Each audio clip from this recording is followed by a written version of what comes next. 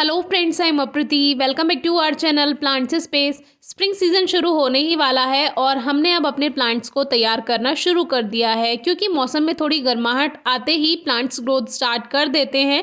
तो सबसे पहले जो हमने शुरुआत की है वो की है वांडरिंग ज़्यू प्लांट से, क्योंकि इसमें न्यू ग्रोथ हमें दिखाई देने लगी थी। हालांकि उतनी अच्छी ग्रोथ अभी शुरू नहीं होगी, अभी मौसम शुरू हुआ है तो धीरे धीरे ग्रोथ स्टार्ट होगी। तो हमने सबसे पहले इसी प्लांट को चुना तैयार करने के लिए।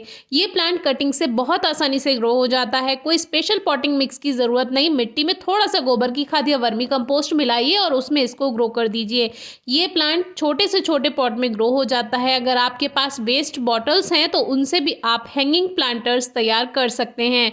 बहुत प्यारा ये प्लांट लगता है जब ये पूरी तरह से ग्रोथ कर जाता है और लगभग ये मार्च अप्रैल तक अच्छा भर जाएगा, तब हम आपसे फिर से शेयर करेंगे। और पहली वीडियो में भी हमने आपको दिखाया हुआ है। तो ये हमने एक छोटा सा प्लेट लिया है जिसमें हम सीड्स ग्रो करते थे, आपसे पहले भी दिखाया है, और इसी में हम ये ग्रो करते हैं। ड्रेनेज होल चेक करके पॉटिंग मिक्स भर दिया है और अब इनकी छोटी छोटी कटिंग्स लेकर हम इसमें ग्रो करने वाले हैं। वांडरिंग ज़्यू प्लांट की कटिंग बहुत आसानी से लग जाती है। जो एक्स्ट्रा लीव्स हैं उनको हटा दिया है जिससे जल्दी से जल्दी ये अपनी नई जड़ें बना सके। और इतनी छोटी छोटी कटिंग्स लेकर, लगभग 2-3 इंच बड़ी कटिंग्स लेकर आप पॉट्स में या जो आपके पास हैंगिंग प्लांटर्स हैं या फिर जो बास्केट होती हैं उसमें आप लगा सकते हैं इनको। कुछ ही दिनों में इसमें रूट्स बन जाती हैं और जब तक इसमें रूट्स बनती हैं तो ऐसा नहीं है कि इसकी पत्तियां बेकार हो जाएंगी।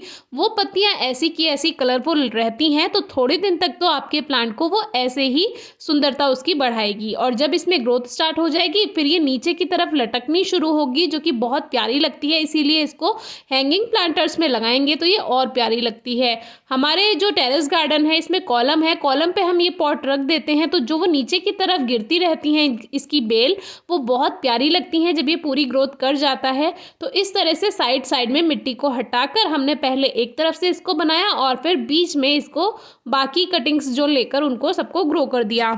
ये वांडरिंग ज़्यू ऐसे प्लांट्स में से एक है जिनको बहुत ज़्यादा फर्टिलाइज़र की ज़रूरत नहीं होती है, क्योंकि जब ये फैल जाते हैं तो इसमें फर्टिलाइज़र नहीं दिया जा सकता, गुड़ाई नहीं की जा सकती, इसकी पूरी बेल फैल जाती है। लेकिन हाँ, अगर आप ऊपर से खाद डालना चाहते हैं, लिक्विड फॉर्म में आप डाल सकते हैं या स्प्रिंकल कर सकते हैं आप वर्मी कंपोस्ट या जो गोबर की खाद है वो, तो ऊपर से भी आप दे सकते हैं। लेकिन हमें ज़रूरत ही नहीं पड़ती है क्योंकि ये प्लांट बिना फर्टिलाइज़र के ग्रोथ करता चला जाता है।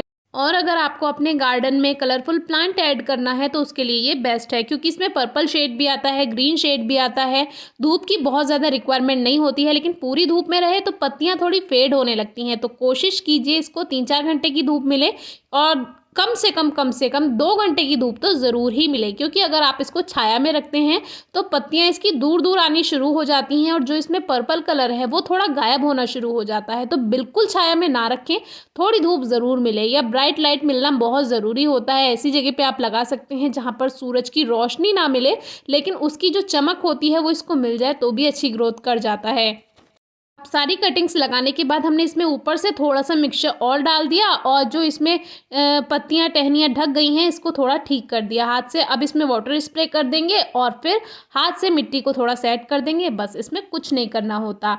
ये प्लांट मुझे इसलिए भी पसंद है क्योंकि ये वेस्ट बॉटल्स में भी इजीली ग्रो हो जाता है, कोई केयर नहीं करनी होती। बॉटल्स को पेंट करके आप उस पर कोई भी सुंदर सी ड्राइंग कर सकते हैं, बहुत प्यारा लगता है। और अगर कोई बेकार गमला भी है उसमें लगा दीजिए, ये सब छुपा देता है गमले को, इतना फैल जाता है जब ये, और कटिंग से इजीली ग्रो हो जाता है। सर्दियों में ग्रोथ रुक जाती है तो कोशिश कीजिए सर्दियों में इसको ना ग्रो करें। वैसे तो हमने आपको कुछ दिन पहले एक तरीका बताया था कि अगर बिना सीजन के आपको कोई प्लांट इस तरह का मिलता है तो उसको कैसे ग्रो करना है।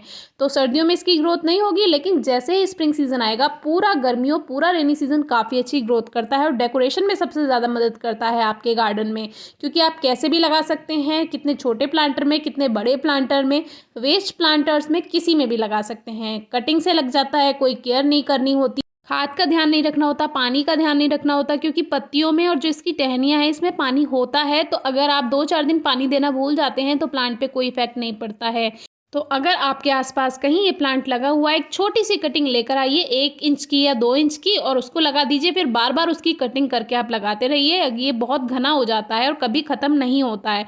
तो इस तरह से हमने तो एक प्लांटर तैयार कर लिया है, छोटा सा पॉट। ऐसे ही हम और भी तैयार करेंगे और वेस्ट प्लास्टिक की बॉटल में कैसे लगाएं वो भी जल्दी ही वीडियो आपसे शेयर करेंगे। कोई क्वेरी है, क्वेश्चन है तो ज़रूर पूछिएगा। Thank you.